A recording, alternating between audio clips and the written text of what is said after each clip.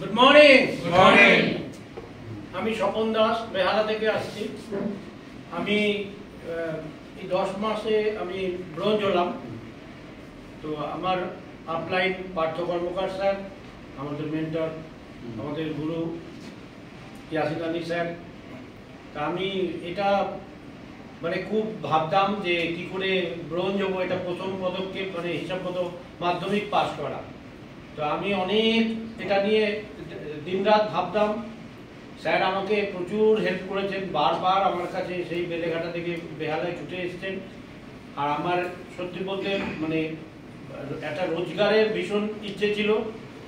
আমি ভীষণ খুশি যে আমার একটা সংসার চালানোর কিছু হলেও একটা সহযোগিতা এলো, কারণ আমার রোজগারের প্রতি ভীষণ মানে খুবই প্রয়োজন ছিল। কারণ আমার নানা রকম ভাবে রোজগারের একটু সমস্যা হয়েছিল, যেটা আমার অপছন্দের। সেই রেন্টে আমাকে বাড়িতে মানে ভাড়া দিতে হয়েছিল, মানে যেটা আমার পছন্দের বাইরে।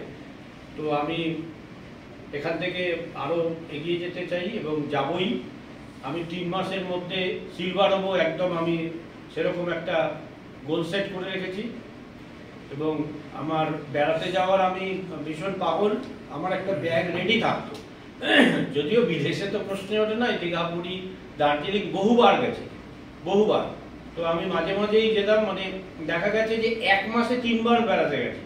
সেই দীঘায় গেছি, এরকম ঘুরে এসেছি, গায়ের রং কালো, যায়নি। কিন্তু আবার আরেক গ্রুপ বলছে স্বপন তোকে যেতেই হবে।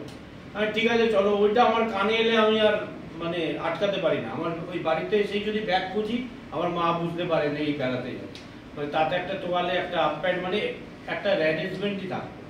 তাই আমি এখান থেকে বেড়াতে যাওয়ার স্বপ্ন, প্রথম স্বপ্ন পূরণ হলো। আজকের দিনটা আমার কাছে ভীষণ মেমোরেবল। আমি যেরকম চাকরিতে প্রথম একটা 1 সেপ্টেম্বর 1990 সালে যুক্ত হয়েছিলাম, সেই দিনটা আমার মনে আছে। আমি যখন ওই কার্পেটের উপর দিয়ে হেঁটে যাচ্ছিলাম, আমার পেছনে পায়ের দাগ পড়ছে কিনা আমি বারবার তাকাচ্ছিলাম। একটা 5 স্টার সুপার ডিলাক্স হোটেলে। তারপরে সেখানে কোনো এমপ্লয়ি রাখলো না, 2003 যাই গিয়ে সেটা অন্য। তো আমার আরেকটা স্বপ্ন পূরণ হলো আজকের দিনে। আগামী স্বপ্নগুলো আমি এক এক করে পূরণ করবই এখান থেকে, এটা আমি একদম দৃঢ় প্রতিজ্ঞ। আর স্যার তো আছেন, আমার পার্থ স্যার আছেন, এই বলে আমি। Thank you sir, thank you.